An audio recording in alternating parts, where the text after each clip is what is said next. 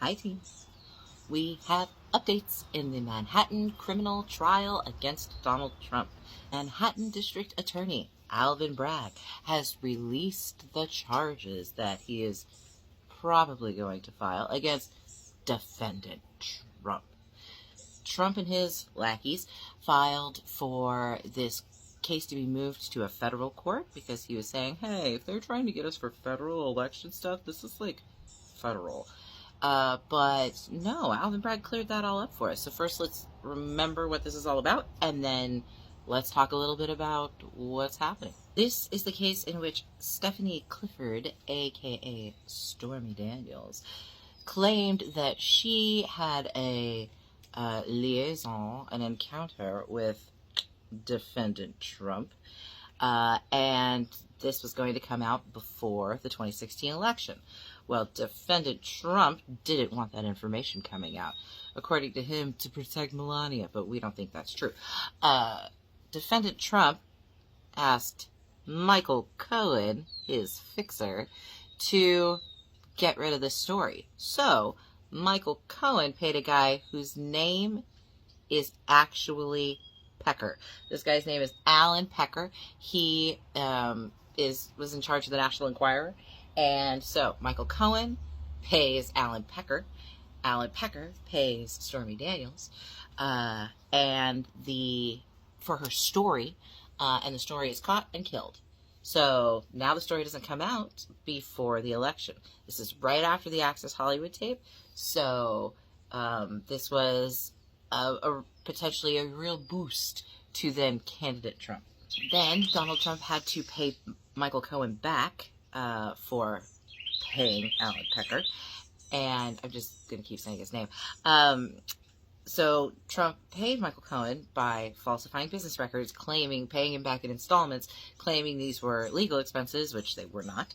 And we know that because Michael Cohen has said as much. He's explained everything that went down in this, and he went to jail for a little while over all of this. So Donald Trump paid him back and falsified those records, and that has led into some other crimes. So Alvin Bragg has put 34 counts of falsifying business records in the first degree. And in New York, in order for that to be a felony, it has to be sort of in furtherance of another crime. Now, the rules are, they don't have to tell you what the other crime, it just says another crime. So it was like, all right, cool. A federal crime, a state crime, is just like more crime. We know that he was falsifying these for crime. And Donald Trump is like, well, if you're gonna get me for federal stuff, then you don't have the authority in the state courts. This needs to be moved to the federal court. And so Alvin Bragg, being Alvin Bragg, did something really smart. Also, I want to break in here for a minute to give big shout-outs to Karen Friedman Agnifilo of the Midas Touch Network. I was watching her amazing breakdown video today on YouTube, and I suggest everybody go to the Midas Touch Network on YouTube and check it out. It was a really, really great breakdown. Thank you. So, Alvin Bragg files a response, and he's like, okay, this is multi-pronged. Let's talk about it. First of all, you're going to find out everything on May 23rd. May 23rd, Donald Trump is supposed to call in and appear before Judge Juan Merchan.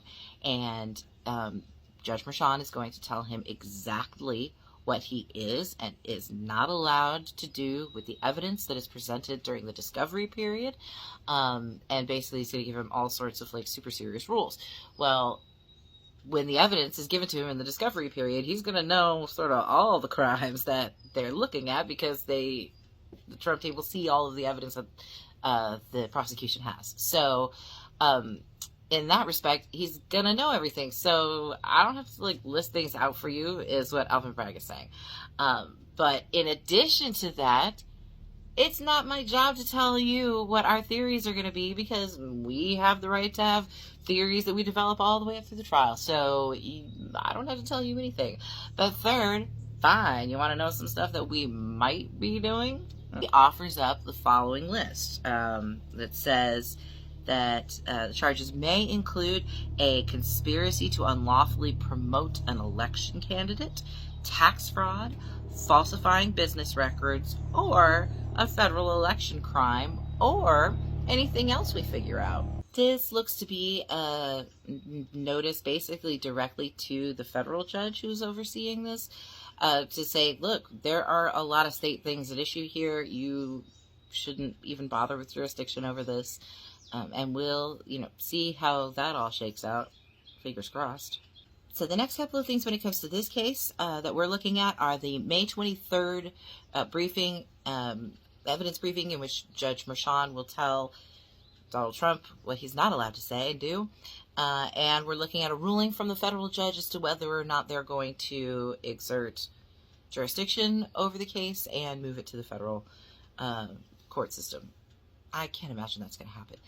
While I was recording this, it was like breaking news in my earphone, because I'm also connected to YouTube. And Michael Popak from the Midas Touch Network was just explaining that Fani Willis sent a letter on Thursday, which, as I'm recording this, was yesterday, to several officials in Fulton County, Georgia, asking for the second and third weeks of August to have the sort of downtown area around the state, like courthouse and stuff, cleared, or like minimal people, and to not have any trials and stuff going on, and has asked her staff to work from home through most of August.